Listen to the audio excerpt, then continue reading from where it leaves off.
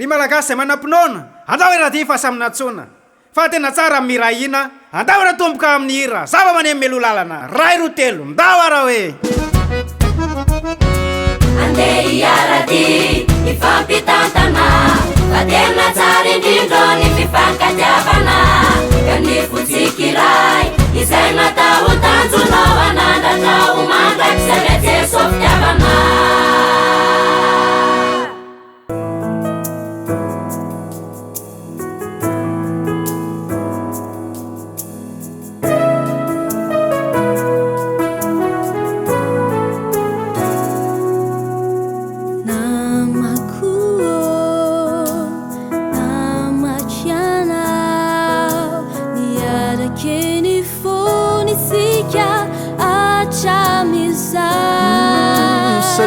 saminantsony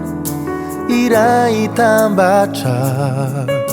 natokana hihira sy hideran'Andriamanitra hatramizao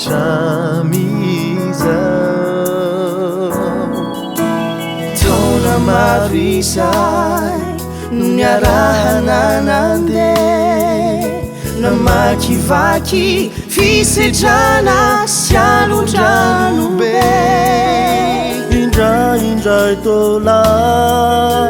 ampandehanana kanefa mbola tafajoro sy tafarina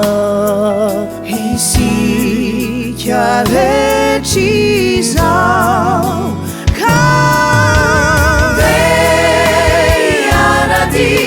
ifampitantana fa tena tsara indrindrany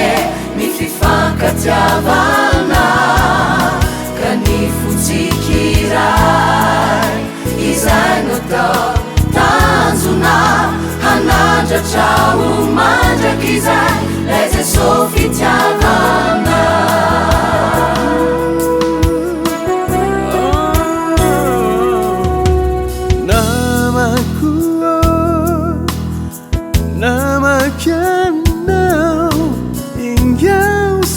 sandratoatrano